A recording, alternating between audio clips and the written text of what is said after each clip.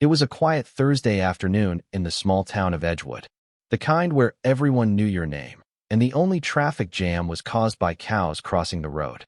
At the corner of Main and 5th, 84-year-old Walt Henderson, a decorated Vietnam War veteran, stood with his cane, wearing his usual VFW cap, and sipping coffee outside Mel's diner.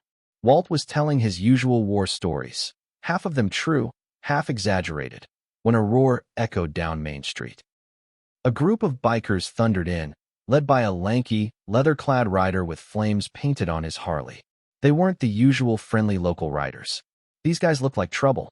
As they parked, one of the bikers bumped into Walt's table, knocking his coffee to the ground. "Hey," Walt called out. "Watch where you're going." The biker, a man half Walt's age but twice his size, turned slowly, sneering. "What did you say, old man?" I said. Walt stood slowly. "Watch where you're going." Respect costs nothing. Without warning, the biker shoved Walt backward. The old vet stumbled, his cane clattering across the sidewalk. Gasps echoed from the crowd nearby.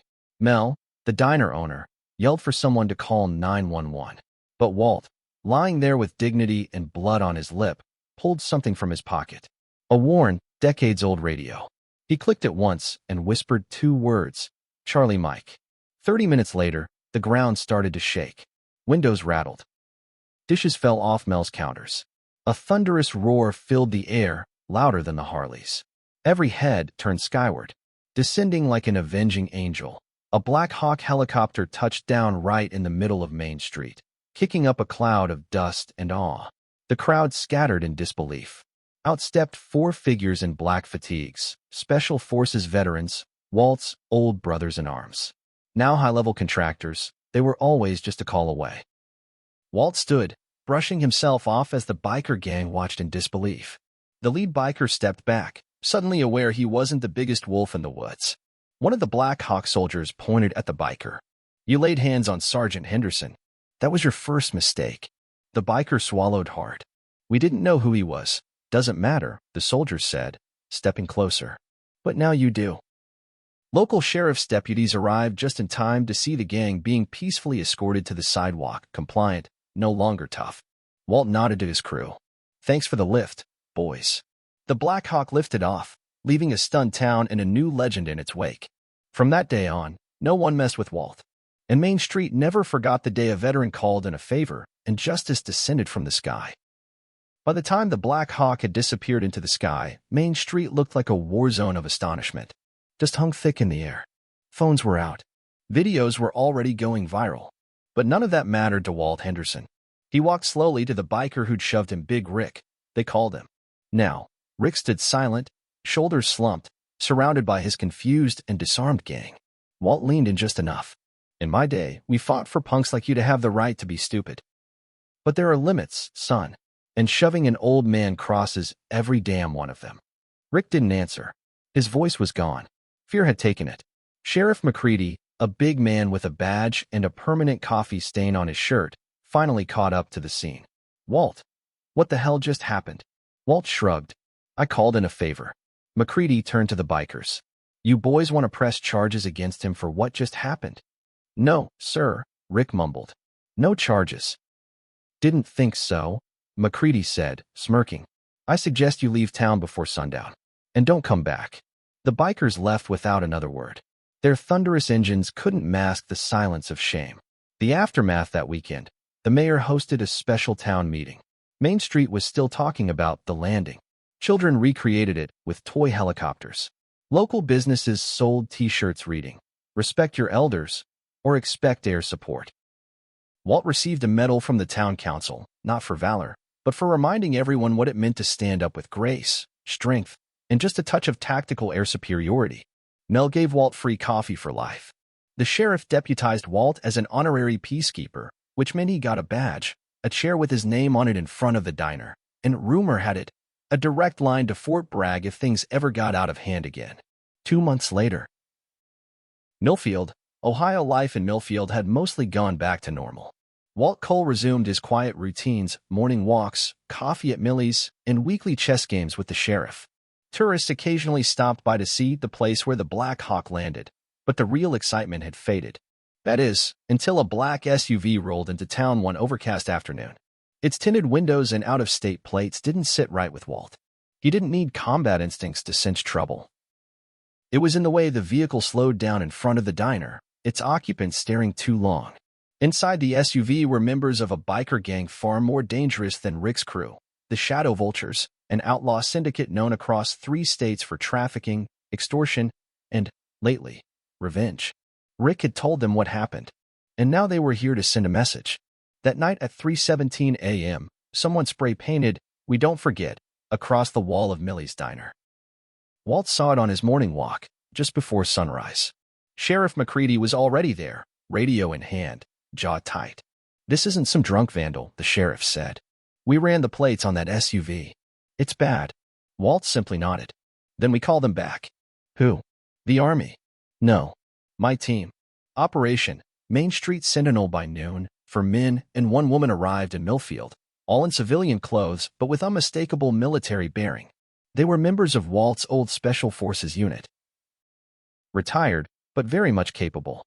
Codenamed Ghost Squad 6, they'd saved each other's lives more times than they could count. They set up quietly in the town. No weapons out. No uniforms. Just eyes and ears. Walt didn't want a firefight. He wanted a message. The confrontation, 3 nights later, the Shadow Vultures returned, this time on motorcycles. They roared down Main Street, masked, armed, and laughing. They didn't notice the power had been cut 2 blocks down, or that their cell signals were being jammed. They didn't realize the quiet man in the alley was a sniper instructor, or that the window washer on the rooftop was actually recon. As the gang approached the diner, they were met by Walt, alone, in the middle of the road. One of them stepped forward, raising a tire iron. "You think you can scare us with old war stories?" Walt didn't blink. "No, but I can remind you what real men do when evil knocks." Just then, floodlights snapped on. Every rooftop and alley filled with trained soldiers, laser dots appeared on shoulders, hands, tires. The gang froze. From behind came the distant whoop-whoop-whoop of rotor blades. A second Black Hawk crested the horizon, low and fast, its spotlight illuminating the gang. This time, the message was clear. This town is under protection. You chose the wrong place. Aftermath: the Shadow Vultures were arrested.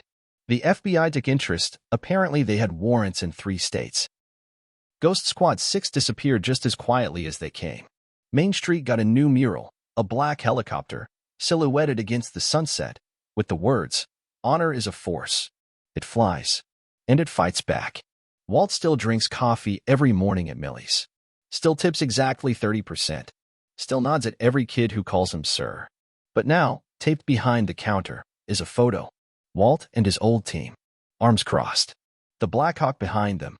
Underneath, it says, "Veterans never retire. They just wait." Flashback, Vietnam, 1968. Long before he was known as the quiet man with the cane and the cap, Raymond Walt Cole was 28 years old, deep in the jungles of Quang Tri Province, leading a recon team of 6 men through hostile terrain. The mission was classified. Even now, decades later, Walt never spoke of it. But that mission would define the man and create a code he would live by for the rest of his life. They were ambushed on day 3. 2 men died. One was his radio operator. The other, his best friend. Walt had a decision to make: abandon the injured and retreat, or stay, hold the perimeter, and risk them all. He stayed. And for 27 hours, through monsoon rain and near starvation, they held the line. They survived.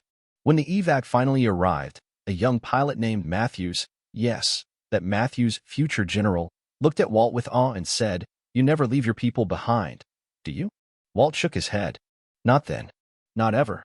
Present day. Millfield, Ohio. Months had passed since the showdown with the Shadow Vultures. Peace had returned, but Walt's team, Ghost Squad 6, remained in loose contact. They all felt something stirring. Whispers of something bigger. Something not just criminal, but political. One of the team, Mara Fox Jensen, had been tracking chatter on encrypted comms. A new group had emerged, the Black Index. They weren't just bikers. They weren't just thugs.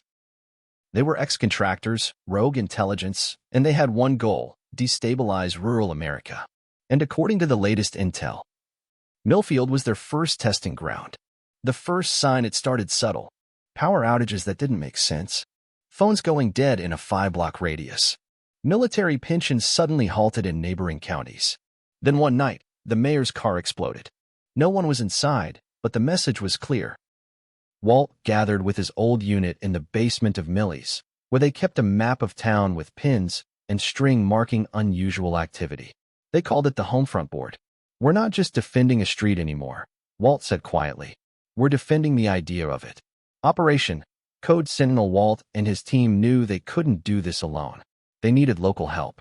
So they trained volunteers, former cops, EMTs, veterans' grandkids, anyone willing to learn.